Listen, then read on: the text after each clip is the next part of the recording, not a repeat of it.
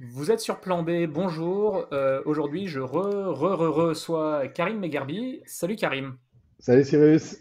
Je pense que la première fois que tu es intervenu, on n'avait pas autant de cheveux et de barbe grise, toi et moi, il y a 3-4 ans, il me semble, et tu avais notamment fait une vulgarisation du rapport RTE qui venait de sortir à l'époque, et sont suivis d'autres épisodes sur les sujets énergétiques qui nous occupent. Mine de rien, on va remettre les liens des épisodes précédents, ça se réécoute très bien. Cool. Euh, Aujourd'hui, on va parler de la COP 28 parce que tu y étais, tout simplement. Voilà, il n'y a Ouais. pas tout le monde qui y était. Tu vas nous raconter à quel titre tu y étais, ce que tu as vu, ce que tu as vu comme avancée, comme frein, voilà, où est-ce que ça bloque, où est-ce que ça avance, enfin voilà, un témoignage de l'intérieur de cette COP 28 là. On a dit beaucoup de choses dans tous les sens sur la COP, parfois des choses approximatives, sûrement de ma part. Non, là, on va avoir un regard de quelqu'un qui l'a vécu, et on va, en dernière partie, aussi faire un bilan global des COP depuis 28 ans, ce que ça apporte, en quoi ça influe les politiques climatiques des États, concrètement à quoi ça sert. Voilà, je te laisse peut-être démarrer sur dire peut-être un Super. peu qui tu es aussi, pour ceux qui ne te connaissent pas encore, et à quel titre tu étais à la COP. Ok, merci Cyrus. Écoute, oui, donc moi je suis un entrepreneur dans les énergies renouvelables. Je mets en relation des investisseurs avec des porteurs de projets et je me focalise sur les marchés émergents, essentiellement en solaire, éolien et plutôt des projets de grande taille qui aujourd'hui font même plusieurs centaines de mégawatts puisque en fait le marché vraiment connaît un essor très important. Et on a vu qu'avant, nos transactions elles faisaient 20, 30, 40, 50 mégawatts. Et aujourd'hui, pour être honnête, on a même des portefeuilles qui font jusqu'à 800 mégawatts en Inde, par exemple. Donc, ça commence à être des sommes autour du milliard de dollars sur chaque transaction. Donc, c'est vraiment important. Voilà. J'en témoigne, c'est énorme. Il y a beaucoup de développeurs dans ce domaine. Leur portefeuille total, c'est quelques centaines de mégawatts. Donc toi, tu parles d'un seul projet de cet ordre-là. Oui, c'est ça. Voilà, ouais. C'est ça. La France, elle fait à peu près. Bah, alors maintenant, elle fait quand même plusieurs gigawatts par an. Donc, ça, c'est bien. Mais bon, en Ouais. moyenne, on était à 3 par exemple. Donc, ouais, c'est vrai que aujourd'hui, là, les tailles vraiment augmentent très fortement. Voilà. Voilà, donc ça, c'est mon activité, on va dire, professionnelle. Et puis à côté de ça, j'ai des casquettes, on va dire, plus institutionnelles et associatives. On a créé une association en France qui s'appelle Avenir Énergétique. On va d'ailleurs lancer très prochainement une sorte de, enfin, une communication en fait autour de la transition énergétique, une sorte de campagne de communication autour de la transition énergétique qui va durer toute l'année. J'annonce pas tout de suite, on va faire l'annonce officielle bientôt. Et puis à part ça, je suis impliqué dans des institutions internationales, à la fois donc auprès de l'Agence internationale d'énergie renouvelable, où je représente un think tank qui s'appelle DII Desert Energy, qui est actif dans la région MENA sur l'hydrogène vert. Et donc je les représente au sein de ARENA, ce qui s'appelle la Coalition for Action. La Coalition for Action, c'est là où il y a... Alors je détaille un peu parce qu'en fait, il y a quand même un peu des liens avec la COP. Donc là, la Coalition for Action, c'est un endroit où... c'est le seul endroit d'ailleurs où il y a une discussion entre le privé et le public. Donc l'ARENA, c'est le pendant un peu de l'Agence internationale de l'énergie, version plus orientée sud, en fait, pays du sud, et puis uniquement énergie renouvelable. Il y a à peu près tous les pays, quasiment tous les pays du monde qui sont représentés, pas tous encore, hein, petit à petit, mais il y a beaucoup. Et il y a une assemblée générale de ARENA chaque année. Et lors de cette assemblée générale, il y a notamment le dialogue public-privé qui est organisé justement par la Coalition for Action, où donc nous, on est d'un côté et puis il y a tous les États de l'autre. Et puis là, ça y va, quoi. Là, on pose des questions et eux aussi font des remarques et voilà, on essaie de comprendre un petit peu comment ensemble on peut trouver des solutions à des points de blocage, puisque là, nous, on est du côté privé quelque part, et donc on va dire oui, mais regardez, dans tel pays, il y a des problèmes de réseau, est-ce qu'on va développer les infrastructures, ou tiens, les réglementations dans ce pays-là posent un problème, etc. Et donc en échange, on a des ministres qui répondent ou qui discutent, etc. Donc il y a un échange vraiment très sympathique qui a eu lieu parce que l'ambiance lors de l'Assemblée générale de l'ARENA est très sympathique, hein. C'est Là, tu vraiment parles, très c'est une sorte relax. de forum Ouais, d'échange, c'est un forum grande tendance. d'échange. Voilà, c'est un forum d'échange. Si tu veux, voilà. Donc, il y a quelques forums d'échange dans l'année, en fait, qui sont comme ça. récemment, là, il y a eu l'Agence internationale de l'énergie, où il y a eu la réunion ministérielle, hein, d'accord, donc tous les ministres, qui il y a quelques jours, hein, il y a eu une réunion donc, entre les institutions internationales et les ministres de l'énergie, où il y a des discussions ouvertes hein, sur les réglementations, etc. Donc il y a quelques endroits comme ça dans l'année, et l'Assemblée générale de Arena en est un.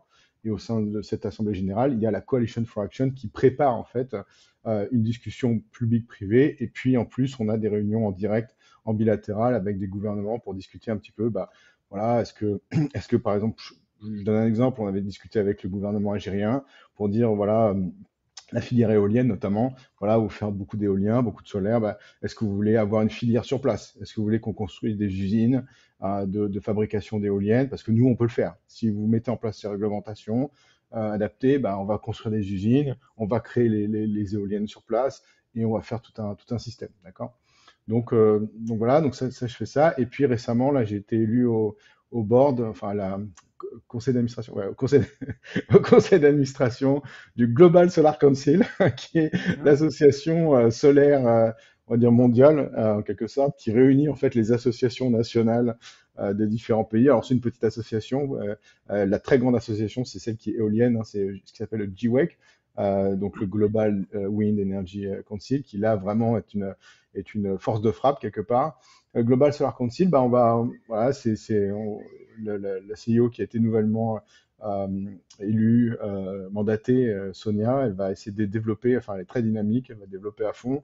Et donc, à suite à justement ce que j'ai vu à la COP, j'ai candidaté aussi en tant que membre du conseil d'administration, et puis j'ai eu la chance d'avoir été élu il y a quelques jours, donc voilà, je suis très content. Félicitations. Merci.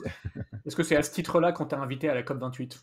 Alors presque, ouais, parce qu'en fait, alors bon, moi je suis un peu, du coup, comme j'ai plusieurs casquettes, mais bon, on se connaît tous un petit peu. Donc, moi, j'habite aux Émirats, donc j'habite à Dubaï. Donc, la COP ayant lieu à Dubaï, je ne pouvais pas rater la COP. Et c'était ma première COP, donc j'ai été. Comment tu t'es incrusté alors? Voilà, c'est c'est exact. C'est ça la bonne question, plutôt que comment tu as été invité et comment tu t'es incrusté. C'est plus la bonne question, exactement. Non, en fait, j'ai été membre du Global Solar Council. En fait, on a discuté. Donc, quelles sont les grandes associations renouvelables hein les grandes associations renouvelables qui ont préparé la COP, c'est donc ARENA, d'accord, donc institutionnel mondial, international, et il y a eu le Global Renewable GRA Association, qui elle en fait réunit les associations renouvelables. Donc c'est vraiment c'est toutes les associations. Donc une association d'associations. voilà, c'est ça. Donc tu as l'association mondiale qui réunit les associations nationales pour le solaire, l'éolien, et puis pour d'autres, d'accord, hydraulique, biofuel, etc.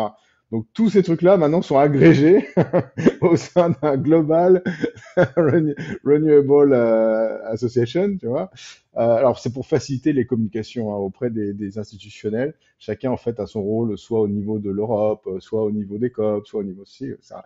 Donc il y avait donc le GRA, il y avait Arena, et puis il y avait le GWEC, qui est donc pour l'éolien, je ne sais pas si vous suivez, et puis il y avait pour le solaire, hein, GSL. Donc ça, tous ces gens-là, ils ont préparé pour la COP un programme qui s'appelle le Double Down, Triple Up. Donc le Double Down, c'est doubler l'efficacité énergétique. Donc on peut l'interpréter comme, si tu veux, doubler les efforts de baisse de demande énergétique. Hein, si on peut faire ça comme ça. Et effectivement, dans les faits, dans la documentation, c'est bien de l'efficacité énergétique.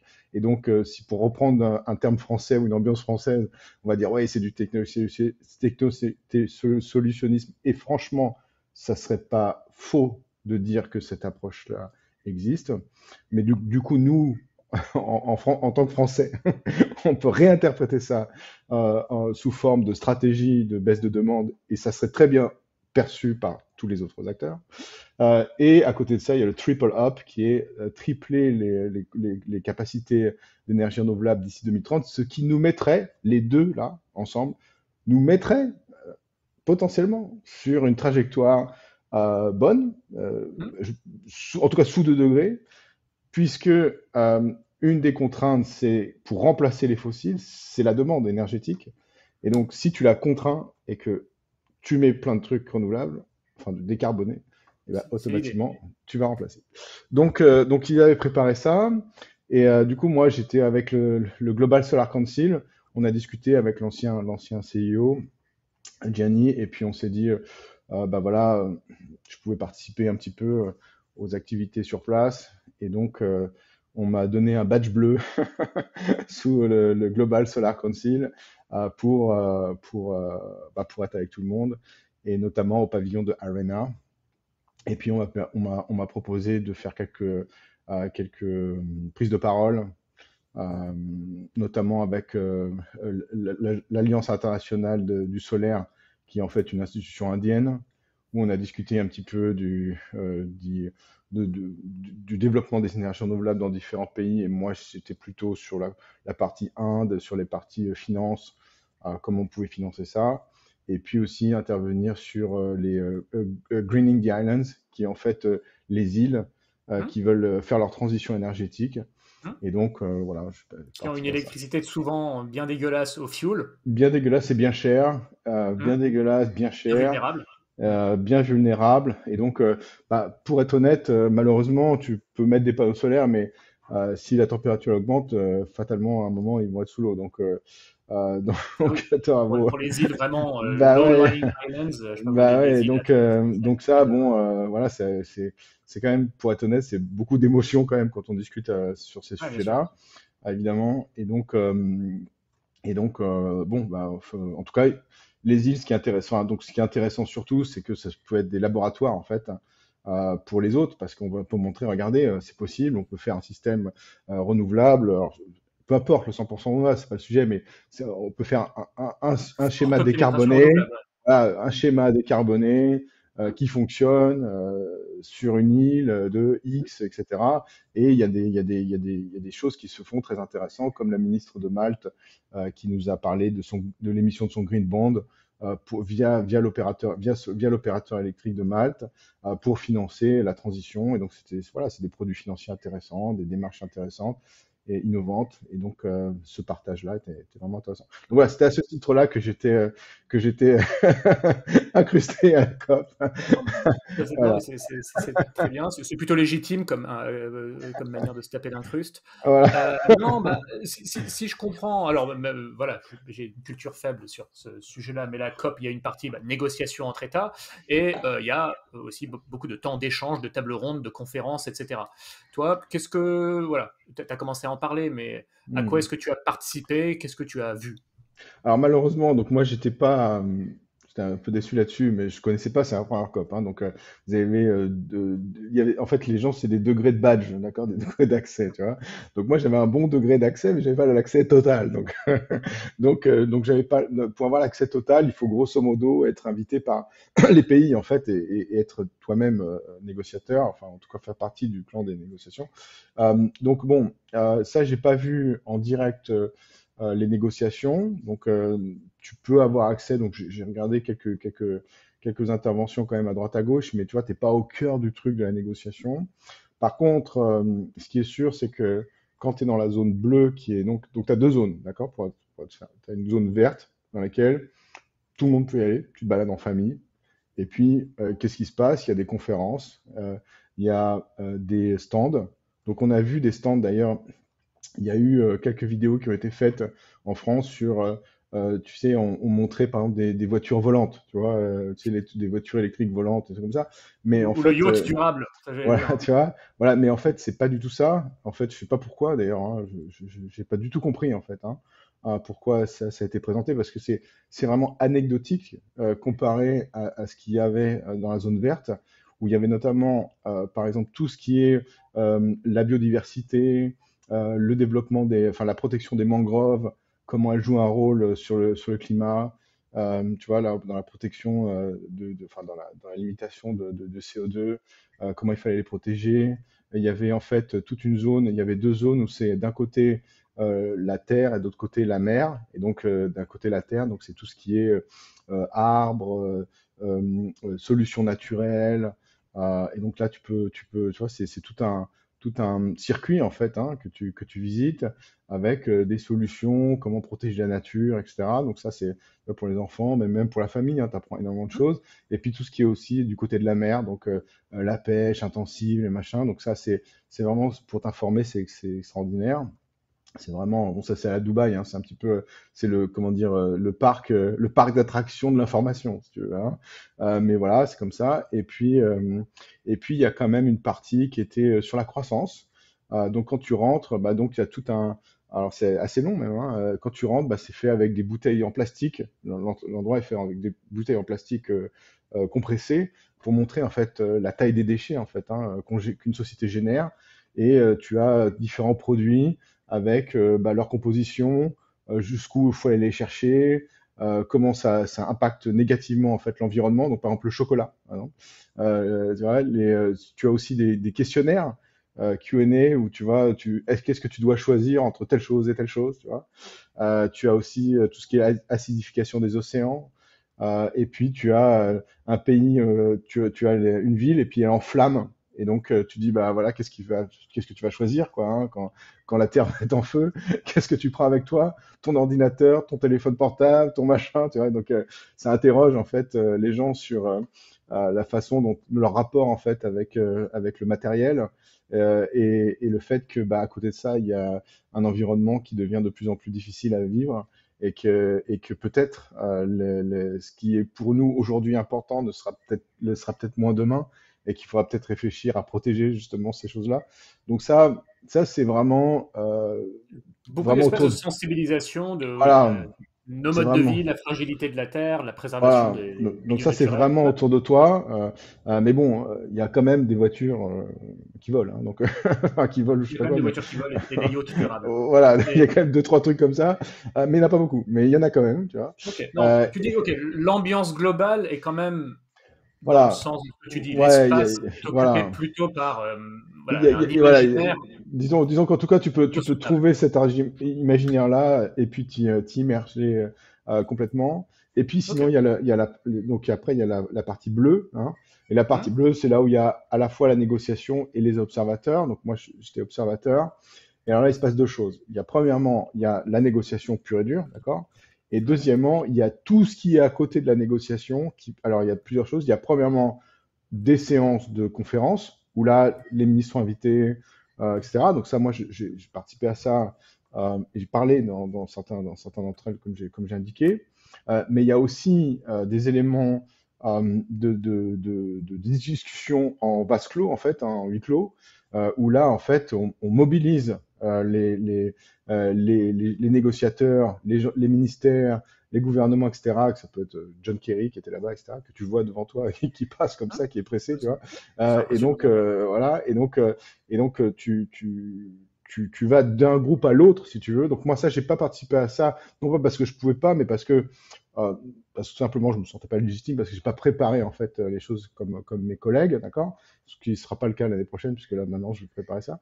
Euh, mais, euh, mais donc là, tu te retrouves vraiment à mobiliser les acteurs publics pour dire, voilà, écoutez, dans la COP, là, il faut que dans ce document, il faudrait qu'il y ait ça. Vous pouvez essayer de ratifier ça. Et donc, par exemple, pour le Double Down, Triple Up, qui était vraiment le truc clé de cette COP, hein, c'était vraiment, tout le monde en parlait, c'était le truc qu'il fallait faire, etc.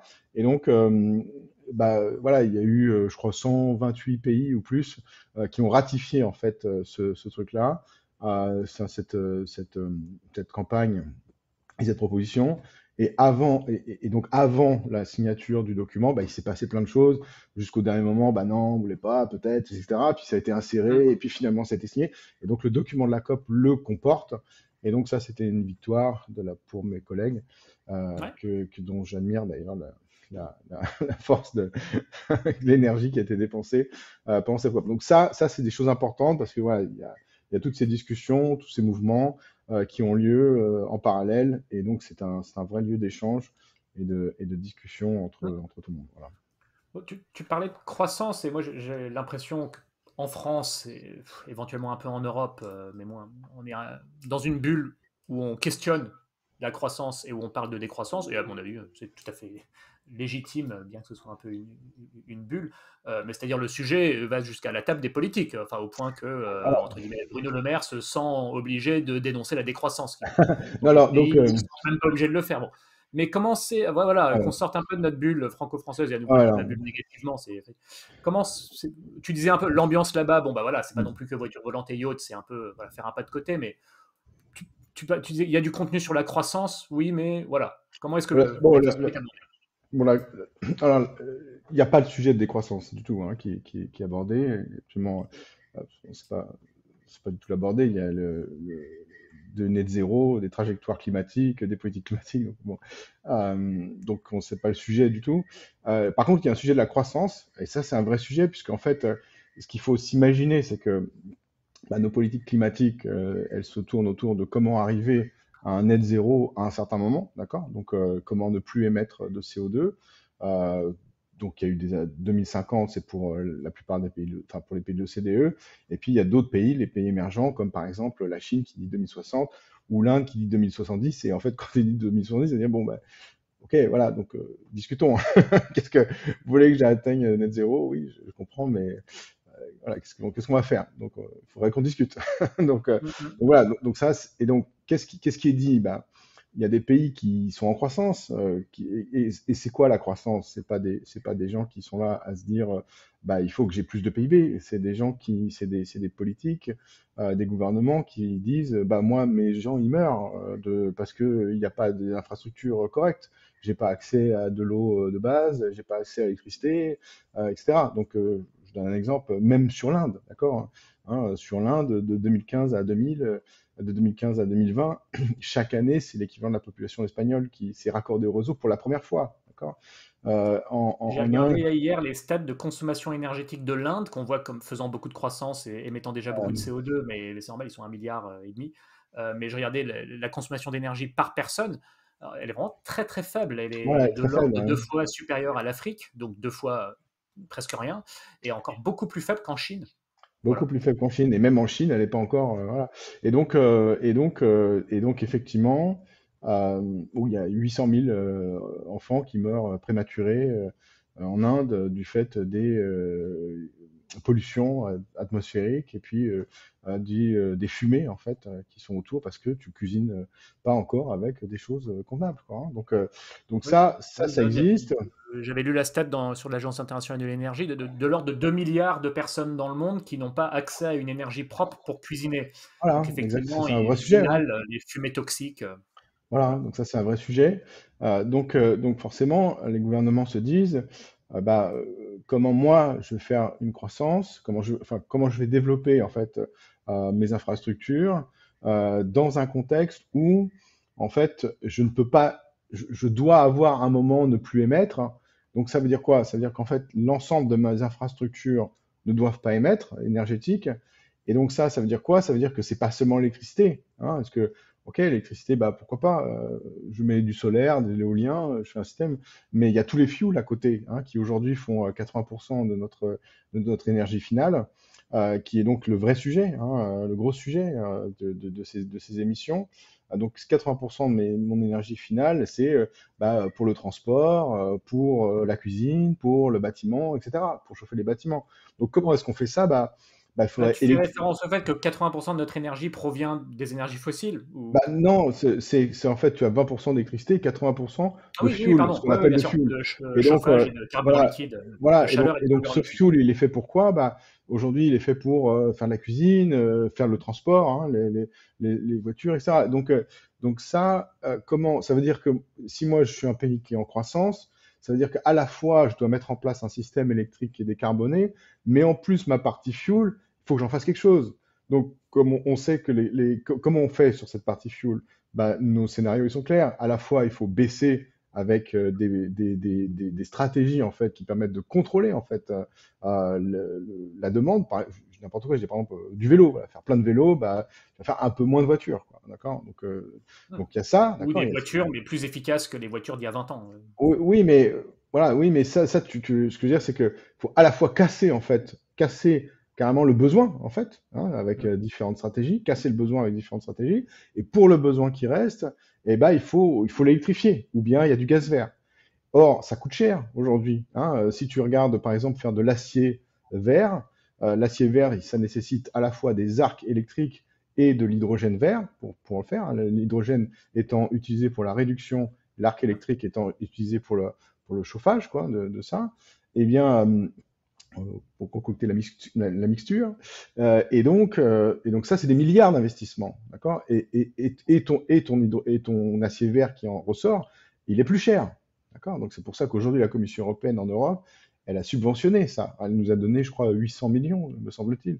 Arcelor en France, c'est une énorme subvention que la France a reçue pour passer, en fait, hein, l'un de ces notre grosse usine d'acier, en fait, pour la transformer en acier vert. Donc ça, sans ça, bah, ton truc, il coûte 3 fois plus cher. Donc comment, moi qui suis un pays en développement, je vais pouvoir faire ça? Bah, du coup, aujourd'hui, lors de cette COP-là, donc c'est ça qui est intéressant parce que ça prépare le terrain pour la prochaine COP. Mais aujourd'hui, c'est ça, ce qui est autour de la table, c'est ces expressions-là. C'est-à-dire, bah, attendez, regardez, comment je fais moi? Comment je fais moi pour pouvoir avancer si je m'engage dans des choses comme ça?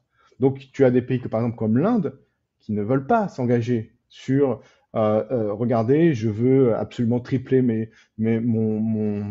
renouvelables ou je veux doubler ceci parce qu'elle veut avoir une politique flexible qui lui permet en fait de jouer un petit peu comme elle peut, hein, sur à la fois de la croissance, à la fois de décarboner un peu, etc. D'accord? Donc c'est ça qui s'exprime lors des COP, hein. Ce qui s'exprime lors des COP, c'est des pays qui sont impactés par le réchauffement climatique, et donc ça, c'est les mesures pas d'atténuation, mais d'adaptation, d'accord? Donc ils disent, bah regardez, moi, là, c'est pas possible, j'ai la sécheresse, etc. Donc comment je fais ça? Des pays qui ne sont pas capables, en tout cas ont du mal, n'ont pas les ressources nécessaires pour mettre en place des mesures d'atténuation, hein, qui sont donc tout ce qui est là, et puis d'autres pays qui, eux, ont la capacité, et donc qui veulent s'engager sur un certain nombre de choses. Et puis, tu as des États pétroliers autour de ça, autour de la table, qui, Ouais, eux, disent, parlons-en. voilà, il va falloir en parler, exactement, qui disent, bah, écoutez, moi, bah, c'est bien le pétrole, moi, je vais en vendre, donc si vous voulez en acheter, pas de problème. D'ailleurs, j'ai la salle d'à côté, là, si vous voulez qu'on en discute. Oui, alors voilà, c'est quand même un des sujets qui a fait jaser, et je pense qu'il faut qu'on fasse un point là-dessus, la présence importante des États pétroliers. Bon, déjà, Dubaï est un État pétrolier, mais après, ils sont venus en masse, les entreprises aussi, les majors du oil and gas, euh, et les NOC, donc National Oil Companies, à la Saudi Aramco, et je sais pas, l'équivalent en Russie, c'est Rosneft. Je me trompe, pardon. Tout à fait. Qu'importe, ils étaient là massivement présents. Voilà, c'est quoi la cohérence dans tout ça? Bah, en fait, la cohérence dans tout ça, c'est la réalité du monde. C'est-à-dire que, alors déjà, on a dit beaucoup de choses sur Dubaï, mais à tort, parce que, en fait, Dubaï est un État, enfin, les Émirats sont un État pétrolier, ça c'est sûr, mais les Émirats, c'est aussi le lieu du Arena, d'accord? C'est le headquarter, c'est le quartier général de Arena. Donc, tu es quand même dans une zone, bah justement, là, ils étaient c'est un peu piégés, quoi, hein. Le double down, triple up, ils ont eu du mal à l'éviter, hein, parce que là, on était en territoire, on était en home, dans le territoire maison, quoi, hein. Donc, voilà, donc ça c'était, en fait, il fallait voir ça quand même. Il y a ces deux aspects-là, d'accord? D'autant, et aussi, Dubaï, il y a une diplomatie très forte envers les pays émergents, d'accord? Donc c'est très tourné vers les pays émergents, d'accord? Donc il y avait quand même un ensemble où, bon, on sentait qu'il allait se passer quelque chose quand même, d'accord, hein, lors de cette COP. Maintenant, qui est des pétroliers, donc moi, ça, je peux l'indiquer. Donc les pétroliers, ils ont un discours pétrolier, d'accord, qui est, qui est plus ou moins notre discours climatique d'ailleurs, mais bon, ça, on en reparlera peut-être. Mais voilà, donc écoutez, la transition, c'est difficile, c'est long. Oh là là, regardez, il faut construire des lignes. Alors oui, bon, bah, on oublie que on a construit tout autant de 1970 à 2000 que ce qu'il faut faire dans le futur. Donc il faut juste refaire ce qu'on a fait en fait. Mais oui, mais oh là là, mais quand même c'est dur. Donc bon, effectivement c'est dur. Mais voilà. Non, tu fais référence le renforcement des réseaux électriques qui est nécessaire pour la transition, c'est pas non plus un effort surhumain qu'on n'aurait jamais accompli dans ce genre C'est de choses. exactement, enfin, le nombre de kilomètres de ligne qu'il faut tirer. où on dit bah ça fait 2 fois le tour de la planète, etc. Ouais. Bah, en fait, c'est à peu près ce qu'on a déjà fait de 1970 à 2000, donc il faut continuer, quoi, hein. Pour faire la même Malheureusement, chose aujourd'hui à 30 ans, quoi. malheureusement d'ailleurs, hein, je veux dire, il faut malheureusement remettre le couvert, mais là, il faut le faire intelligemment, quoi, hein. Il faut pas remettre le couvert pour mettre une infrastructure qui vise à faire n'importe quoi. Il faut mettre une infrastructure avec un certain nombre d'objectifs et de critères et de contraintes qui n'existaient pas à l'époque, hein. Et donc, Donc, à t'entendre quand même, ils étaient là à, comment dire, essayer de soulever plein de verrous ah, sans forcément proposer de ah, solution et juste dire non, mais ça va être dur, c'est impossible et nous, nos non, produits vont rester essentiels pendant longtemps, quoi. alors, bah, en fait, on l'a eu, il y a eu Patrick Pouyanné qui s'est exprimé récemment là, dans la presse. Donc, c'est bien parce qu'en fait, aux États-Unis, ils s'expriment depuis longtemps sur ce sujet-là. Et avec ces termes-là, donc là, vraiment, on a. Donc, c'est bien, ça veut dire que la transition avance. Pour être honnête, c'est je signe que la transition avance. Donc là, il s'est exprimé récemment dans la presse en disant oui, bon, attention. Attention, le gaz, hein, il faut pas trop limiter, hein, parce que si on commence à limiter, c'est la crise, hein. Donc, parce qu'en fait, il y a un lien. Donc, le discours pétrolier, c'est le lien en fait entre les fossiles et le développement et Ouais. la baisse de la demande de fossiles et la crise, d'accord? Et la crise économique, la crise sans les fossiles, on est foutu, quoi, hein, d'accord? Ouais, ouais. Alors, mais il y a un discours qui a changé, attention, qui est de dire quand même la transition aura lieu. Le discours des pétroliers était la transition, on va la faire, d'accord? Donc ça c'est intéressant déjà. Donc ça c'est un premier point, d'accord? C'est un premier point intéressant. Donc, la transition, on va la faire, mais elle va être lente, elle va être progressive. Il faut la faire bien comme il faut. Hein, voilà. Donc voilà. Donc ça c'est un discours qui a évolué. C'est le discours c'est le discours pétrolier qu'on entend lors de la COP, hein, qui est Mmh. là dans les conférences, hein. Donc voilà, j'étais à côté de gens qui étaient de sociétés pétrolières, d'accord, dans des conférences, Mmh. on parlait du public, et puis à côté de moi, voilà, ça parlait de ça. Voilà. Donc, quand c'était la personne de parler, bah, il disait oui, bon, voilà, on n'a pas de, il va falloir former des personnes, il va falloir voilà, et changer nos infrastructures, etc. Donc ça va prendre Mmh. tout un tas de temps, ça va prendre des efforts. Donc on va y aller, mais voilà. Donc ça c'est le discours pétrolier. Et puis il y a le discours climatique qui est différent, qui dit bah là il y a l'urgence. Regardez tous les indicateurs là, ils sont tous dans le rouge là. Et là ils vont plus dans le rouge fluo là maintenant. Donc c'est Ouais. pas l'orange du rouge, là c'est le rouge ou le rouge fluo. Donc là maintenant il faut peut-être pas se dire qu'on a pas le temps ou qu'on a le temps. On va peut-être pas se dire qu'on va y aller mollo. On va peut-être se dire qu'il va quand même accélérer un petit peu, voire beaucoup. Et est-ce que c'est possible? Bah oui, on pense que c'est possible parce que regardez, on a 150 études qui le montrent. Et d'ailleurs, là, j'ai 35 pages là que je vous donne là tout de suite là. Et regardez, si vous ratifiez ce truc-là, et ben voilà ce qu'il faut faire. Voici les montants qu'il y a à investir. Voici les personnes qui a formé. Voici ce qu'il faut faire, etc. D'accord? Donc ça, c'était le discours climatique. Mais face à ça, évidemment, il y a quand même le sujet que je viens d'indiquer, qui est que bah, voilà, tous les pays n'ont pas les mêmes intérêts. Et Ouais. il y a des choses sincères, hein. Il y a des problèmes sincères qu'il faut pas fermer les yeux face à ça. Mais par contre, il y a un discours un petit peu différent à tenir qui est, si tu veux, qui est lié au fait que bah, les fossiles, c'est le symbole du développement. C'est-à-dire que sans fossiles, Ouais. je ne sais pas me développer. Ouais. Donc ça c'est quelque chose qu'il faut casser. C'est quelque chose qu'il faut casser, mais tu peux pas le casser comme ça. Tu vas le casser que si tu as bah, notamment des modes de financement, hein, pour le mettre en place, parce qu'il n'y a pas ces modes de financement. Donc ça va être, à mon avis, le gros sujet de la COP prochaine, je pense, Ouais. qui va être le sujet de la mise en place de financement pour financer en fait à la fois l'expansion des renouvelables, mais en même temps bah, essayer d'aller plus loin, hein. Ouais, parce que ouais, c'est un gros sujet, parce qu'il y a le fameux fonds de pertes et dommages, Voilà. donc pour aider les pays vulnérables à s'adapter. Et pour l'instant, il n'y a pas masse de moyens. Mais effectivement, il y a aussi financer la transition dans les La pays, transition. enfin oui, effectivement, l'Europe, enfin, ou les pays riches, y compris, je pense, la Chine doit aussi, enfin, maintenant, elle est responsable d'une grosse partie des émissions de CO2 cumulées dans l'atmosphère. Maintenant, voilà, c'est allé assez vite. Elle a les moyens quand même d'aider aussi, donc je vois pas pourquoi la Chine, qui maintenant pèse 28-29% des émissions mondiales de CO2, c'est quand même pas rien, et on va dire 15-20% des émissions historiques à vérifier, mais disons 15% pour pas trop se tromper. Et ça ne va faire qu'augmenter. Donc là, ça y est, on peut plus dire la Chine n'a aucune responsabilité, etc. Or, elle a rien mis au pot là pour le fonds de pertes et dommages. Alors, ceux qui ont mis un petit peu, d'ailleurs, il y avait les Émirats arabes unis, je pense, qui ont mis pas mal. La France, l'Allemagne, le Japon, etc. Mais rapidement, les États-Unis presque rien et la Chine rien. Donc ça, et ça c'est juste pour la partie adaptation, c'est même pas pour la partie financement d'un système énergétique bas carbone. Oui, alors sur le financement, donc il y a ce que tu viens d'indiquer, effectivement, donc il y a ce fonds qui n'est pas lié enfin, aux mesures d'atténuation, mais d'adaptation. Et alors, est-ce que la Chine fait rien? Non. En fait, c'est des cercles diplomatiques différents, simplement. Hein. La Chine, elle a le Silk Road Programme, le programme de la route de la soie, voilà. La route de la soie, Ouais. d'accord? Et donc ça, c'est un grand programme politique, hein, enfin diplomatique, dans lequel, en fait, elle finance des infrastructures dans tous les sens pour, en fait... alors, est-ce que l'objectif, c'est réellement la transition? Euh, Disons que c'est le développement, d'accord, hein, le message en Asie, je crois d'ailleurs, on l'avait souligné dans la presse, et je pense que c'est assez juste, hein, le message en Asie, c'est le développement, d'accord, hein, c'est pas le climat. Mais cela dit, en fait, d'un point de vue purement business, aujourd'hui, les énergies renouvelables, c'est beaucoup moins cher.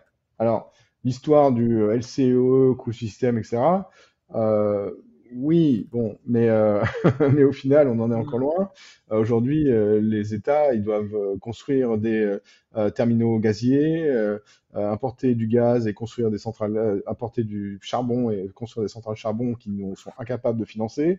Ouais. Donc, quand c'est en dehors de la Chine et de l'Inde, c'est très compliqué tout ça. Donc honnêtement, les renouvelables, c'est accueilli à bras ouverts, que ce soit sur les éoliennes offshore, éoliennes au sol et énergie solaire, qui sont vues comme en fait une capacité pour un pays de bénéficier, d'utiliser ses ressources propres et de se protéger des chocs extérieurs en fossiles. Et donc, il y a quand même un mouvement très fort. Et donc, le Silk Road programme contient beaucoup d'énergie renouvelable dans leur programme, mais il y a aussi des autoroutes. Mais bon, quand on parle d'autoroutes, c'est vraiment comment dire, des points de connexion en fait entre pays, quoi. Hein. Alors, Hein. est-ce que moi, j'ai pas j'avoue, hein, j'ai pas du tout analysé le côté climatique. Enfin, j'ai pas du tout analysé l'ensemble du programme Silk Road et à me poser la question est-ce que c'est climatique ou pas. J'aurais dû le faire Hum. d'ailleurs, je devrais le faire. D'ailleurs. Mais voilà, je ne sais pas, d'accord. Tout ce que je sais, c'est qu'il y a une bonne partie de ce programme-là qui est liée aux énergies renouvelables, mais Hum. c'est clairement pas suffisant, d'accord. Mais voilà.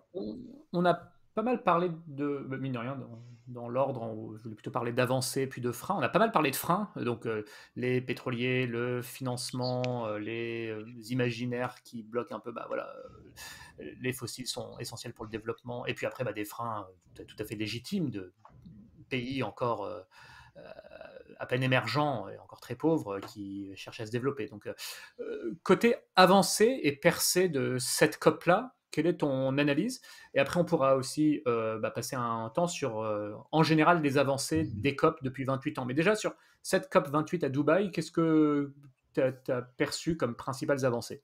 Oui, alors ça Alors, je vais faire ma séquence engagée. Alors, il y a eu plusieurs avancées, évidemment. Alors, moi, je suis très côté énergie, d'accord. Hein, donc, il y a eu plusieurs discussions sur tout ce qui est adaptation. Pardon.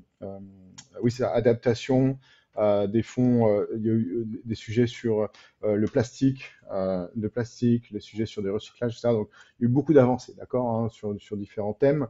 Je me permets de parler de l'énergie parce que c'est celui que je connais. Hum. Je m'en excuse d'ailleurs de pas sortir de ça.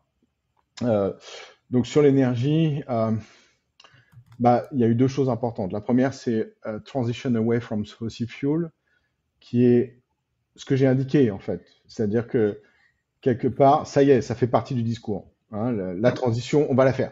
D'accord? Donc, Ouais. j'ai indiqué comment ce discours pouvait être détourné. D'accord? Hein, puisque on va la faire, mais on va y aller doucement, etc. D'accord? Ouais. Mais ouais, c'est ça l'étape, tu vois, l'étape d'un discours, il se bâtit petit à petit, d'accord? Donc, donc là, il y a eu une première construction, d'accord, qui n'existait pas avant. Hein, donc c'est ça, faut qu'on s'imagine que même ça n'existait pas avant, que ça y est, on va transition away from fossil fuel. Donc ça c'est bien parce que ça te met un peu ça met l'ensemble des États dans un état d'esprit qui est de dire, Mhm. ok, bah voilà, c'est fini. Hein, on va faire autre chose. Hein, le but c'est d'aller vers autre chose. D'accord? Ça veut pas dire qu'aujourd'hui je vais pas acheter de pétrole, c'est pas ça que ça veut dire. Ça veut dire que voilà, mon avenir il n'est pas là-dedans. D'accord? Donc ça c'est important comme mentalité, enfin pour mettre en place une mentalité. Et là, alors là c'est maintenant que là je vais être mon bon militant là. Il y a ce double down, triple up. Donc qu'est-ce que c'est que ce machin? C'est comme j'ai indiqué, déjà c'est la première fois qu'il y a un programme comme ça bien précis qui est mis en place, une COP. Mais surtout pour une fois, et là je hurle ça, surtout à mes amis français, c'est que euh, euh, il y a les deux points, il y a les deux piliers, il y a la baisse de la demande et il y a le remplacement par les énergies renouvelables. Peu importe les énergies renouvelables ou autre chose. Il y a eu d'ailleurs, je sais plus, quelques pays qui ont 20 ou 30 ou je sais plus combien, qui ont signé le triplement de l'énergie nucléaire. C'est très bien. Euh, donc, que ce soit nucléaire ou renouvelable, peu importe. Mais ça y est, il y a les deux. Donc, ça veut dire quoi? Qu'est-ce que ça veut dire? Qu'est-ce que ça veut dire quand, dans un document comme la COP, il y a un double down and triple up qui était signé? Bah, sur le plan juridique, rien. C'est-à-dire, Mhm. je peux pas arriver là avec une amende ou un carton rouge, un pays qui le fait pas, évidemment. Donc ça, sur le principe, on pourrait imaginer que comme c'est pas contraignant, les pays signent n'importe quoi, et puis après ils vont chez eux, et puis après ils vont se mettre une bonne rasade de pétrole et manger un petit morceau de charbon. Mais en fait, c'est pas comme ça que ça se passe. C'est que il y a quand même en fait un cadre politique qui est mis en place, et donc c'est à nous de pouvoir arriver devant les gouvernements et de dire, mais regardez les gars là, il faut double down et il faut triple up. Et donc, qu'est-ce qui se passe en ce moment? En ce moment, c'est maintenant là, ben, depuis en fait, il y a réunion sur réunion avec notamment mes collègues là, des différentes associations et des gouvernements à droite à gauche, pour en fait traduire dans des politiques nationales ces engagements du double down, triple up. D'accord? Donc ça, Mhm. c'est un point extrêmement important. Il faut que nous tous, et je pense notamment pour la France en tout cas, il y a quand même un mouvement très fort qui est tourné vers la sobriété et vers les baisses de demande énergique. Mais là, il y a un cadre politique qui est mis en place grâce à la COP qui permet en fait de dire, ben regardez, il y a un engagement qui est pris. Et je prends l'exemple du GIEC, d'accord? Le GIEC n'est pas, il n'y a pas une contrainte. Quand il y a un rapport du GIEC qui sort, il ne dit pas, vous allez devoir baisser vos émissions sur le temps, sinon vous allez avoir des amendes, d'accord? Mhm. Le rapport du GIEC, c'est un rapport qui explique les choses, et donc, bah, qu'est-ce qui se passe? Comment on s'en sert? Bah, chacun d'entre nous, on arrive avec le GIEC sur la table dans les réunions et on le pose, on dit bah alors, Ouais. donc tu m'as dit quoi? Tu m'as dit que c'est pas important ce truc, mais regarde, moi j'ai le GIEC qui me dit ça. Donc c'est comme ça qu'on utilise ces rapports en fait et ces documents avec quand même la COP qui en plus quand même un engagement, quelle que soit sa valeur, je dirais, même s'il n'y a pas de valeur contraignante, mais qui est quand même un signal politique. Et donc, à moins d'être complètement schizophrène, ce qui est un peu le cas de nous tous, mais pas totalement quand même, Ouais. Ouais. eh bien, on dit, bah, tu as quand même signé un truc. Donc, il y a quand même quelque chose à jouer là-dessus. Et je pense là, il y a une petite porte qui s'est entrouverte. Et je pense qu'il faut arriver avec un burin maintenant, enfin un pied de biche plutôt, et il faut tout casser. Et il faut arriver à dire, voilà, euh, il faut élargir Si la mon race des tests. parallèle, si mon parallèle vaut quelque chose, mais l'accord de Paris, qui est quand même une COP, bah, la COP 21, qui historiquement stand out un peu quand même. Je veux dire, il en reste quelque chose. On cite souvent l'accord de Paris à la COP 21, plus qu'on ne cite la COP, je sais pas, 12, je vais dire au hasard. Bon, je sais pas où était la COP 12 ou ce qui a été fait, je dis ça au hasard. Ou la COP 8. Bon. Non, la COP 21, ça stand out. Et c'est vrai que, bon, dans les réunions, dans les discours, dans les politiques, c'est érigé comme un bon argument d'autorité. Attendez, je vous rappelle qu'on a signé.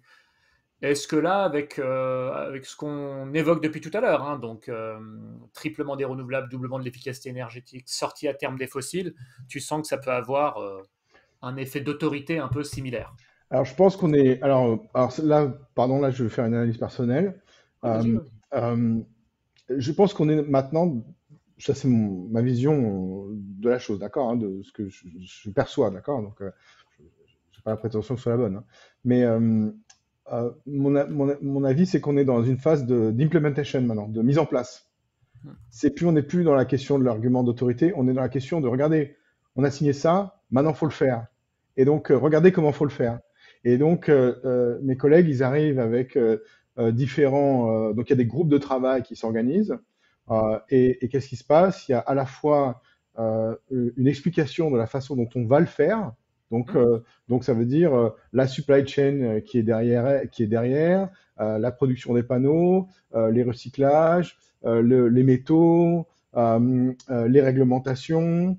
Et donc, hum, il y a tout un tas de groupes de travail qui sont mis en place et qui discutent directement, soit au niveau international, dans des forums comme il y a eu là, il y a quelques jours, le forum des ministres de l'énergie organisé par l'Agence internationale de l'énergie, d'accord? Donc, soit c'est dans des forums, ou soit après, et là, par exemple, là, je vais faire partie de ça, puisque avec le Global Solar Council, c'est ce qu'on va faire. On a des groupes de travail qui sont par pays ou par région, d'accord? Et on va hum, essayer de regarder quels sont les blocages au niveau réglementaire, comment les améliorer, quels sont les bénéfices de ça. Et donc, il y a des études qui sortent, etc. D'accord? Donc, en fait, on n'est plus, aujourd'hui, je dirais, on n'est plus trop, enfin, le secteur, en tout cas, des énergies renouvelables, qui malheureusement, encore une fois, je parle que de renouvelables, donc je parle que d'énergie. Et donc, il y a beaucoup de choses à faire hein, pour arriver au net zéro. Et donc, bon, moi, je parle juste de ma lucarne, d'accord, mais c'est quand même assez important, parce que on rappelle quand même que le charbon, c'est 40% des émissions mondiales. Hein, 40%, donc c'est très important. 35, juste de CO2, pas de. de CO2, oui, de C'est CO2. déjà pas mal, mais Ouais, mais en c'est gaz énorme. à Ouais. effet de serre, en CO2 équivalent, Oui, c'est un peu moins de 40%. Mais oui, oui, voilà. en Ok, 40%. bien sûr, mais tu vois, voilà, donc c'est gigantesque. Donc après, le problème, c'est qu'il y a 70% de ce CO2 qui est produit simplement en Chine et en Inde, d'accord? Donc la Chine, on peut pas vraiment toucher, d'accord? C'est elle qui fait son truc, hein. On a la façon d'influencer la politique énergétique chinoise, c'est par exemple avec la taxe carbone aux frontières de l'Europe, hein, ça fonctionne, hein. Beaucoup de mes amis chinois se préparent à ça. Ils disent oh là là, qu'est-ce qui se passe? Mince, on va faire quelque chose, etc. D'accord. Ok. D'ailleurs, ils voulaient éviter en fait la taxe en disant bah on va commencer à décarboner nos produits à l'export, d'accord. Enfin, certains produits à l'export, par exemple les panneaux, on va faire du net zéro autour de nos productions de panneaux. Mais malheureusement, ça marche pas comme ça. La taxe de carbone, elle est aux frontières de l'Europe, elle est faite par le mix énergétique global du pays. Donc tu peux pas l'éviter comme ça, d'accord? Mais voilà, donc il y a ça. Euh, tu peux influencer la Chine à travers ce genre de politique. Mais pour l'Inde, par exemple, bah là, il faut être vraiment proactif parce que l'Inde, elle reçoit amicalement l'ensemble, enfin, il y a des investissements extérieurs, il y a des joint ventures qui se créent en Inde, des partenariats en fait entre des sociétés internationales et des sociétés indiennes. Ça marche très bien, il y a un grand marché, c'est très accueillant en termes d'affaires. Bon, je ne dis pas que c'est très facile. Alors moi, je travaille beaucoup en Inde, ça marche très bien, mais je sais que c'est pas si simple que ça. Mais voilà, donc il y a quand même une démarche, il y a quand même une attente en fait, il y a des possibilités en fait en termes de partenariat. Et donc sur ce que je disais, c'est sur le charbon, 70%, donc Chine, ok, Inde, on peut faire quelque chose. Donc c'est quand même des gros sujets hein, de faire évoluer notre système énergétique, c'est quand même un gros sujet. Donc, il y a ça qui est mis en place. Je ne dis pas que je ne regrette pas que ça soit ailleurs, que ça soit ailleurs, mais en tout cas sur la partie énergie, il y a cette démarche de voilà, il faut faire. Et donc, ça veut dire quoi? Ça veut dire que je pense, ça c'est une impression personnelle, que lors de la prochaine COP, eh ben, il y aura un gros sujet sur la partie financière qui va se mettre en place. Moi, personnellement, pour le retour que j'ai, hein, travaillant dans différents pays, bah, j'ai posé la question, où est-ce que vous en êtes dans votre net zéro, dans votre Hum. trajectoire net zéro, qu'est-ce que vous faites, etc.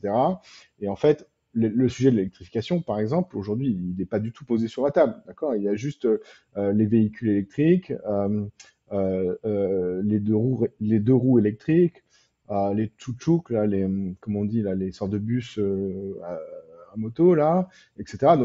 Qui fait beaucoup, hein. Ça fait Pompe à un chaleur virgule. électrique, non? Enfin, quand même, c'est une Bah, technologie mature. oui, mais pour l'instant, c'est pas. Oui, mais c'est pas si simple, hein. Et regarde, si tu regardes la France, comment elle se développe, la pompe à chaleur électrique? Ah bah, il y a des subventions, etc. Tu vois, hein. Donc, il faut aller chercher hein, les gens là, chez eux là, hein, pour les installer. Hein. C'est pas si simple. Hein. Un déploiement de pompe électrique, de pompe à chaleur, c'est pas si simple. Hein. Donc, est-ce que tous les pays sont organisés pour ça et est-ce qu'il y a les moyens financiers pour le faire? Et ben justement, c'est ça le sujet. C'est-à-dire que le double down là, c'est-à-dire que ce qui serait extraordinaire, c'est un appel que je lance, c'est que les promoteurs des énergies renouvelables, enfin, moi par exemple, je suis incapable de travailler sur la question de baisser mon énergie. C'est pas que j'ai pas envie de le faire, je rêverais de pouvoir faire ça, mais on n'a qu'une vie, on n'a que 24 heures, c'est impossible. Donc, faut qu'on travaille tous ensemble. Et donc cette partie de baisse de l'énergie, il y a une porte qui s'est ouverte et il va falloir discuter des modalités de financement de ces stratégies de baisse en énergie. Je rappelle que 2 tiers des émissions, elles sont aujourd'hui dans les pays émergents. Donc c'est un sujet capital en fait de pouvoir maîtriser et de contrôler la demande énergétique dans des pays émergents qui sont en croissance à la fois de population et à la fois économique pour des questions d'infrastructure. Donc c'est même pas la peine d'imaginer que la croissance va s'arrêter demain dans ces pays-là. C'est même pas la peine. Comment faire ça? Il faudrait qu'il y ait beaucoup d'efforts en fait qui soient faits, à la fois des études qui soient produites sur ces sujets-là. Hein, les études, ça sert. C'est pas chaque ministre, tu le vois avec son petite étude là sous bras. Hein, il lit les choses, ils lisent les choses. Hein. C'est d'ailleurs, on en discute beaucoup. Hein. Les études sont lues par tout le monde, hein. Peut-être pas par tous les ministres, mais et puis pas toutes les études. Mais c'est lu. Il y a des choses qui sont lues, il y a des choses qui sont intégrées. Et donc sur la partie baisse des émissions, baisse de la demande énergétique. Qui a été cristallisé sous la forme d'une efficacité énergétique que je trouve insuffisant certainement en termes de définition, mais c'est à nous de l'élargir. Honnêtement, il y a pas, c'est pas un carcan intellectuel qui dit ouais, il faut que de l'énergie, que de l'efficacité énergétique. C'est pas du tout ça. Et donc, ça serait bien qu'il y ait un énorme mouvement en fait qui se lève, qui soit un équivalent quelque part hein, des énergies renouvelables, pour dire voilà, regardez comment on va baisser voilà, nos trucs, comment les stratégies pour faire évoluer l'organisation des villes, les stratégies pour justement comment déployer des pompes à chaleur, etc. Alors là, je dirais presque que je fantasme un peu parce que c'est en dehors de ma sphère de compétences complètement, d'accord. Mais il y a des gens qui peut-être nous écoutent là et qui eux sont compétents sur ces sujets et donc qui peuvent transformer, redéfinir mon langage d'ignorant sur le sujet en un langage professionnel et transformer ça en de vraies actions parce qu'il y a un cadre qui s'ouvre et je comprends bien que c'est un peu plus difficile parce que il n'y a pas, si tu veux, cet intérêt économique quelque part. Hein. C'est-à-dire, il n'y a pas je vends de l'électricité. Quand tu vends l'électricité, tu gagnes de l'argent et donc tu as des investisseurs, etc. Donc la façon de faire ça sur les efficacités énergétiques, tu as par exemple le système de ESCOM, je ne sais pas si tu connais. Donc ESCOM, c'est tu es rémunéré au gain en fait énergétique. Donc je donne un exemple, tu as une Ah, consommation de 100, si tu baisses la consommation de 20, et ben le gars te donne 10, tu vois, par exemple, tu vois. Donc ça se financiarise quelque part, hein. Ça peut se financiariser, mais j'imagine que tout n'est pas si simple que ça, et que même ça, c'est pas si simple que ça à mettre en place. Mais donc voilà, se diriger vers ce genre de stratégie économique, politique, me semble voilà, quelque chose de positif. En tout cas, sur les renouvelables, en tout cas, le secteur est vraiment en train de s'organiser pour délivrer. euh, d'ailleurs, c'est alors marrant, oui, c'est marrant. J'avais fait un petit exercice de retracer l'historique des rapports du groupe 3 du GIEC, donc Ouais. le collège du GIEC qui travaille sur les solutions de décarbonation. Et il y a 20 et quelques années, le rapport, combienième? Il me semble que c'était le troisième, ou ouais, le troisième rapport du groupe 3 du GIEC. Donner une place quasi inexistante aux renouvelables, peut-être un petit peu d'éolien, et le solaire, ça n'existait même pas, parce que la technologie à l'époque, donc il y a 20 ans, et puis de fil en aiguille, rapport après rapport, évidemment, les renouvelables ont trouvé une place prépondérante jusqu'à être le principal levier de décarbonation, pas le seul, mais en tout cas, c'est devenu incontournable. Et malheureusement, vu le temps qu'on a et le nombre de solutions qu'on a, voilà, les options sont limitées. Donc, faut y aller. Peut-être justement, pour faire un bilan, parce que au final, aujourd'hui, on a des solutions qu'on n'avait pas vraiment il y a 20 ans. Enfin, il faut être franc, la baisse des coûts des renouvelables, notamment depuis 10 ans, celle des pompes à chaleur, enfin voilà, on a des armes qu'on n'avait pas il y a 10 ans. Et honnêtement, je regardais dans les rapports d'il y a 20 ans du groupe 3 du GIEC, les solutions qu'on pressentait comme étant particulièrement porteuses, c'était par exemple le nucléaire et la capture de carbone, qui depuis 20 ans n'ont pas, malheureusement, pour plein de raisons, voilà, le nucléaire a stagné en termes de production et de réacteurs installés. Enfin, le parc nucléaire fait à peu près la même taille qu'il y a 20 ans mondialement. Et la capture de carbone, il y a eu à peine, je sais pas, il y a à peine 20 projets en fonctionnement aujourd'hui et qui capturent quelques millions de tonnes. Enfin bon, bref, ça n'a pas beaucoup avancé. Ça ne veut pas dire que dans le futur ça avance pas. Mais voilà, là maintenant la fenêtre s'est encore plus refermée depuis 20 ans. Et là, ça y est, c'est la dernière cartouche un peu. Où est-ce que j'allais avec ça? Bah oui, néanmoins, même si ça fait 28 ans qu'on fait des COP et que ça ne fait que quelques années qu'on a un peu vraiment des armes pour avancer, quel bilan on peut faire, à ton avis, des COP historiquement? Déjà, on en a un petit peu parlé, mais quels impacts réels ça a sur les politiques climatiques des pays, et quels impacts ça peut avoir concrètement sur l'accélération des solutions, alors technologiques, mais aussi d'efficacité, de sobriété. Voilà. Bon, alors, moi, je ne suis pas historien, donc je ne vais pas faire toute l'histoire des COP, mais je vais plutôt passer, en fait, enfin, très rapidement, on va dire que entre la conférence de Rio, l'échec de Copenhague, et puis les accords de Paris, qu'est-ce qui s'est passé entre les trois? Première chose, euh, progressivement, on a étudié la part de l'activité humaine dans le réchauffement climatique, et à partir de 2000, elle est apparue claire, et ensuite elle est devenue évidente, au sens, c'est non-retour, quoi, hein, c'est clair. Donc, c'est pas non plus il y a 150 ans qu'on connaît le truc, quoi, hein. Donc il y a eu ça déjà, même si depuis on a ressorti les archives là, où en 1970, nos amis d'Exxon, très transparents, très connus pour leur transparence et leur soutien au climat, avaient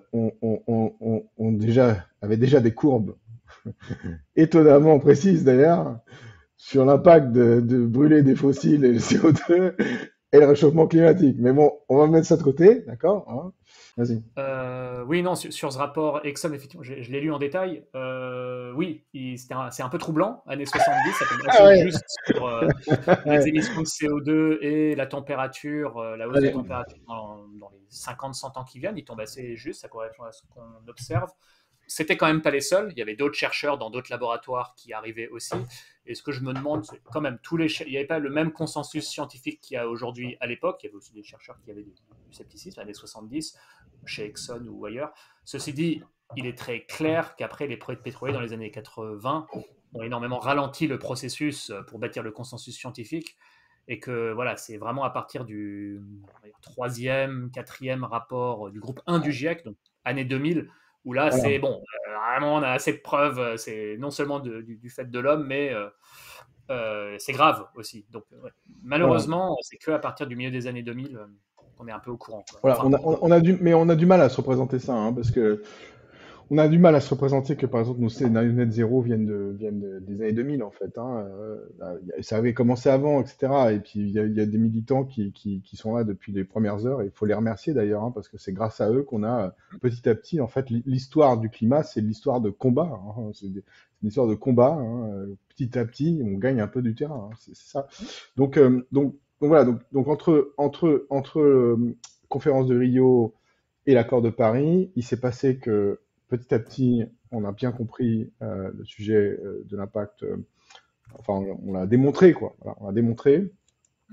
On a quantifié les impacts du climat, enfin du dérèglement climatique, et on a pu montrer que c'était pas bien, ça allait pas bien se passer si ça continuait. Et puis, le sujet très important, et c'est là où ça fait le lien entre quelle est la relation entre les COP et les politiques climatiques, c'est les NDC. Hmm. Ça, c'est le sujet numéro un. Donc, Nationally Determined Contribution, c'est ça? Voilà, exactement. Pour les non spécialistes comme moi, parce que j'ai à peu près tout dit. Non, mais voilà, c'est les engagements de chaque pays à contribuer au net zéro, Voilà, c'est ça? exactement. Alors, comment on fait ça? C'est ça qui est intéressant parce qu'il faut le voir de l'intérieur, ça. Comment ça Hmm. marche? Eh bien, bah, Arena, elle joue un gros rôle là-dedans. Hmm. Comment ça fait? Comment ça marche? C'est que donc Arena, elle a des modeleurs, elle a des équipes qui font ce qu'on appelle des remap, qui Hmm. sont en fait des scénarios net zéro par pays. Alors, bon, c'est uniquement sur les énergies renouvelables, ce qu'on peut critiquer, il n'y a pas de problème, hein, je veux dire, moi-même, hein, je trouve ça dommage en fait hein, que ce soit que des renouvelables, que ce soit un système 100% renouvelable à chaque fois qui est proposé. Mais c'est comme ça, c'est la vie. C'est-à-dire que Hmm. c'est Arena qui propose ça, donc on va commencer à faire autre chose. Mais à la limite, c'est pas grave. Parce que qu'est-ce qui se passe? Ça veut dire qu'il y a des gens, donc des professionnels, des modeleurs, des experts X, Y, Z, qui en fait travaillent avec les directions techniques des pays et des ministères, et les ministres et les ministères, pour en fait établir, les accompagner dans leur trajectoire net zéro et dans leur politique climatique. Et donc ça, c'est extraordinaire parce que ça, c'est un travail de tous les jours qui est fait. Et donc c'est pour ça qu'Arena, c'est une énorme institution qui va aller dans tous les pays, etc., travailler. Et donc qu'est-ce qui se passe? Eh bien, à la fois, il y a la constitution en fait de ces trajectoires net zéro, donc un appui à ça, mais également quand il y a eu des pledges, des engagements en fait sur le net zéro, comment c'est traduit dans des lois, parce que en fait c'est ça, le climat, la politique climatique, c'est des lois en fait. C'est-à-dire que à la fois on va se dire, bah, ok, il faut des technologies, d'accord, hein, que ce soit pompe à chaleur, etc., et des stratégies, hein, puisque voilà, pour baisser la demande, il faut un programme vélo, un programme machin, bon, ok. Et donc, désolé, je parle du vélo à chaque fois parce que ça montre un peu aussi mon incompétence sur le sujet.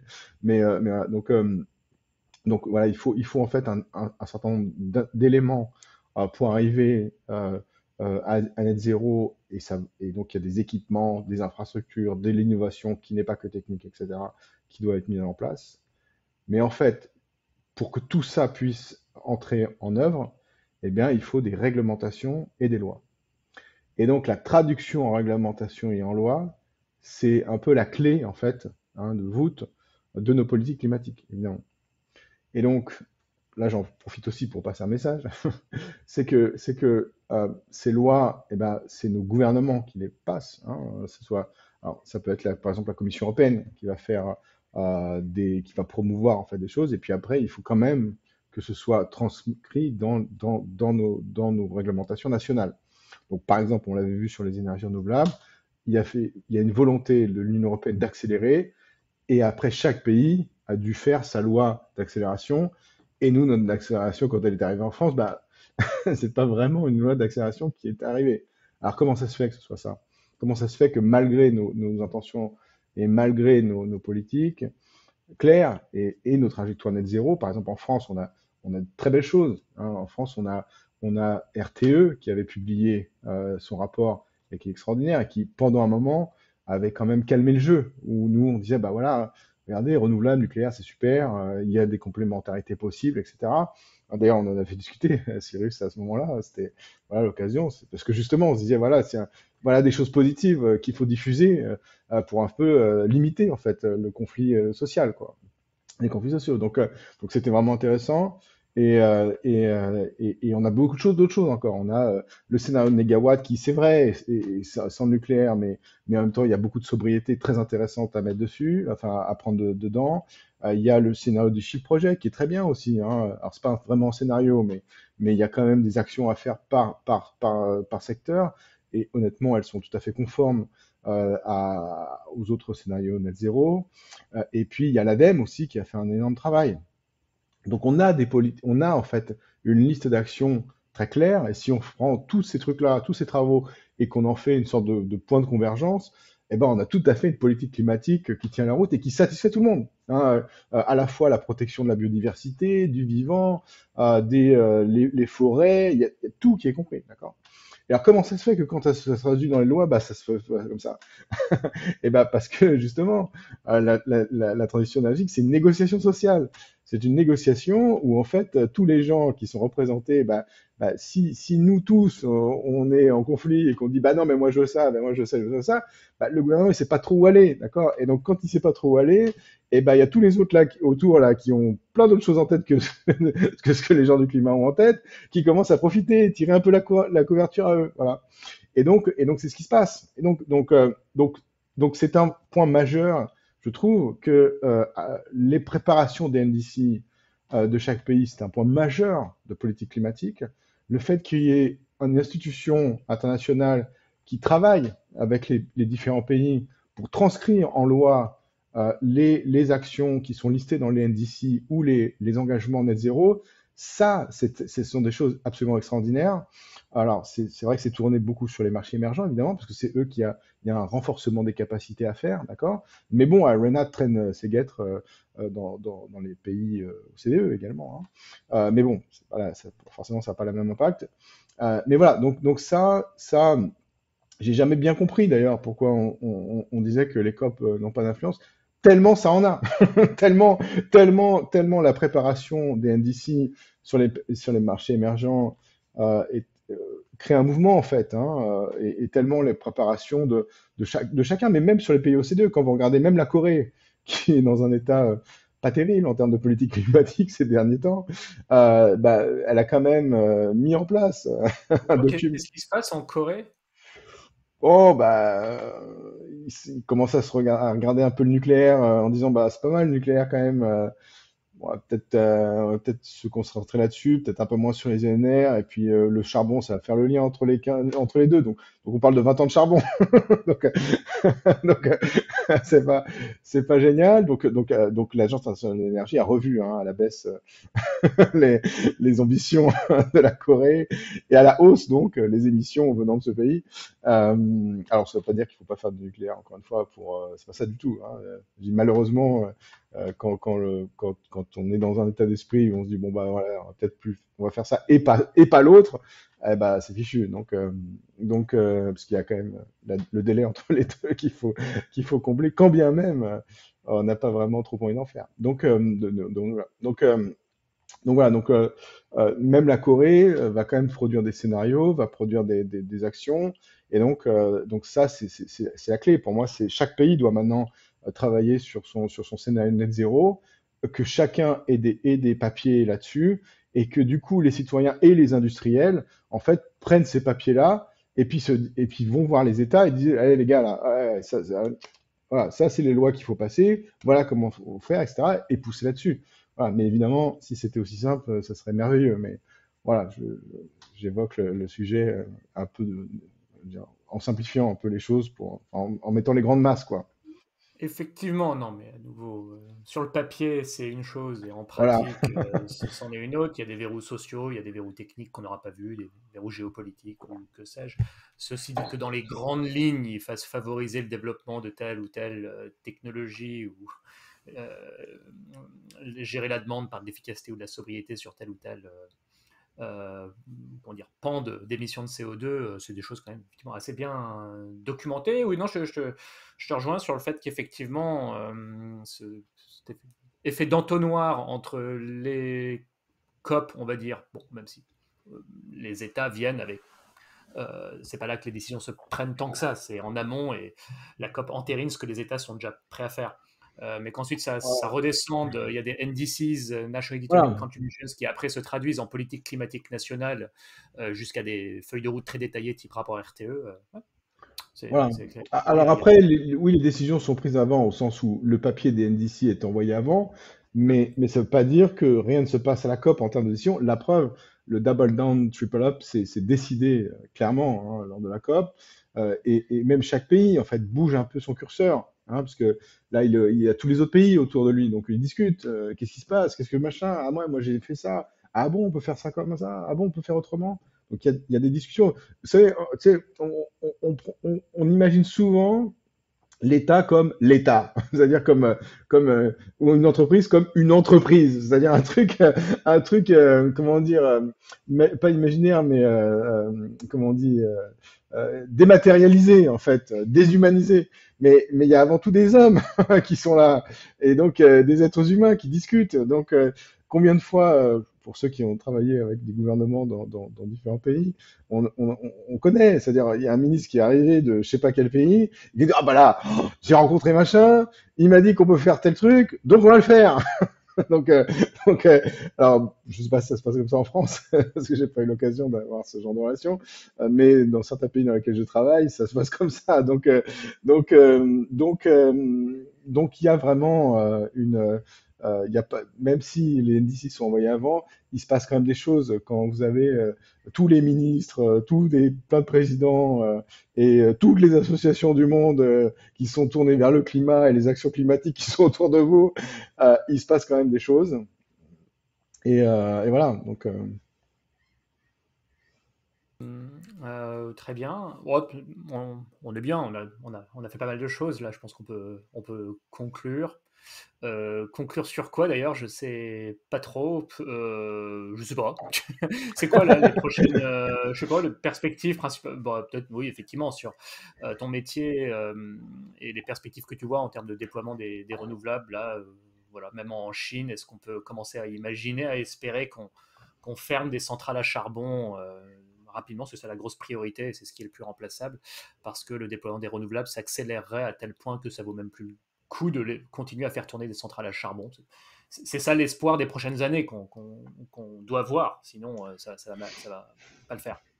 euh, alors bon, je m'excuse d'être un peu rabat-joie là-dessus, c'est que j'ai du mal à faire des projections, non pas parce que je suis pas capable. Alors bon, je suis pas forcément capable d'en faire de façon précise, mais non pas parce que je suis complètement aveugle sur les actions qui sont en cours, parce que je travaille quand même sur différents marchés, dont la Chine hein, d'ailleurs.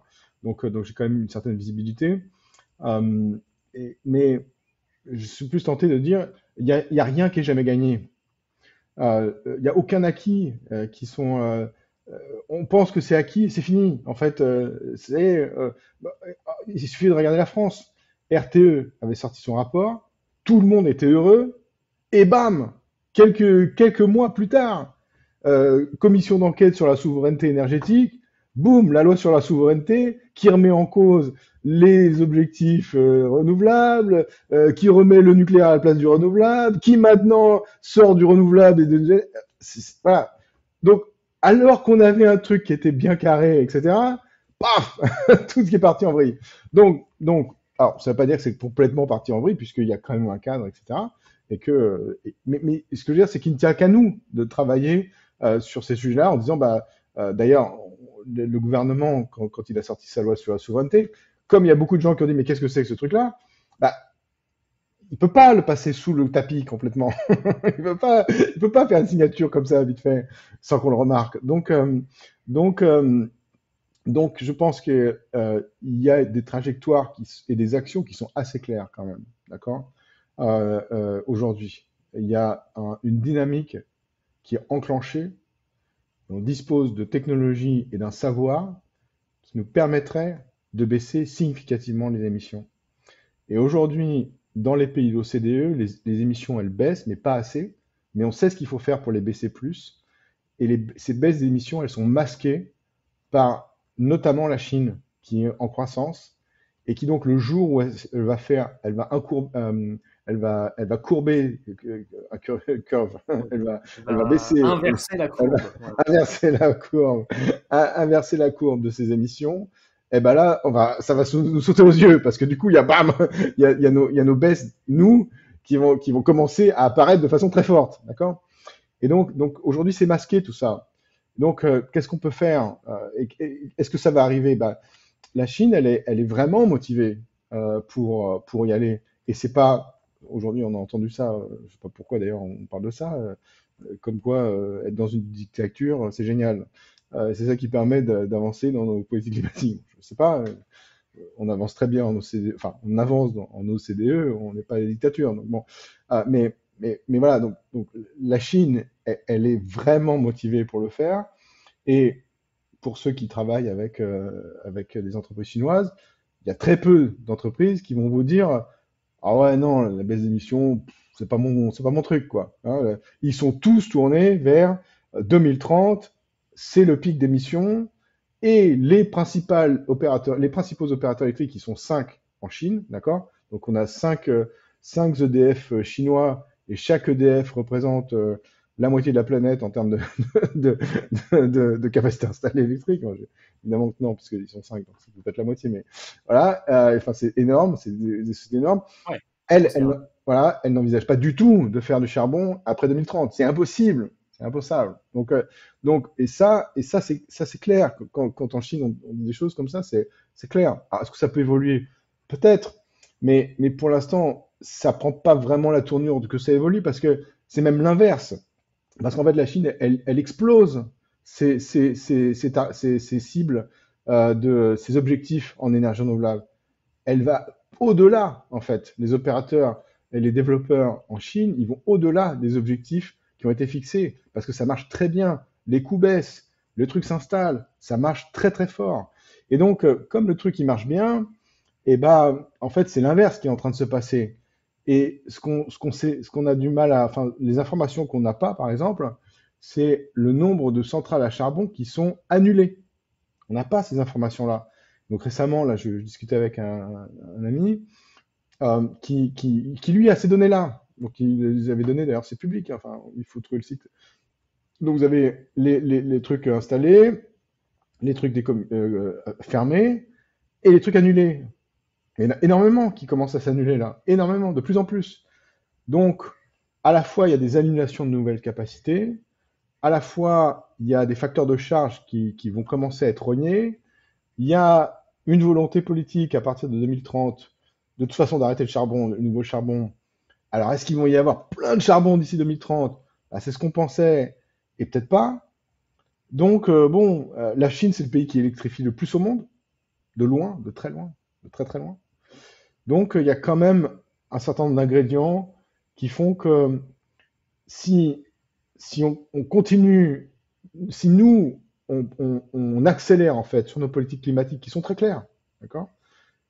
On accompagne les marchés émergents dans leur transformation et que, d'une façon ou d'une autre, on essaie de regarder un peu la Chine et de les pousser dans cette direction, comme par exemple d'un point de vue diplomatique, hein, je dirais, hein, c'est plutôt diplomatique, et les zones, comment on dit, les CO2 aux frontières, la taxe carbone aux frontières, mais également d'un point de vue commerce. Hein, je veux dire, quand au CDE, je dis, je vais tripler mes capacités de renouvelables, pour la première fois, vous avez la Chine qui est apparue comme ça, là, de la COP. Elle a sorti sa tête, là. Elle dit, il se passe quelque chose, là. Alors que, logiquement, ils sont pas allés du tout là. Et là, on a vu la tête de la Chine, là, arriver, là, comme ça, de côté, là. Qui arrive, mais ça, je suis d'accord. Donc c'était marrant. En plein milieu des négociations, on a eu une annonce de la Chine qui disait, voilà. Donc ça, voilà ce genre de truc qui envoie des signaux positifs et qui permettent d'orienter la Chine vers je vais construire des capacités d'électrolyseurs parce que je sais que en Europe il va commencer à y avoir le green hydrogen qui va arriver. Je vais mettre en place mes véhicules électriques parce que non seulement j'ai mon marché intérieur, mais je vois que ça se développe, etc. Il y a les batteries, il y a ça. Donc en fait, tout ça crée un ensemble. Hein, quand nous on fait des annonces et qu'on s'y tient et qu'on accélère sur nos politiques et qu'elles sont claires en fait, la Chine aussi en fait, elle réagit par rapport à ça.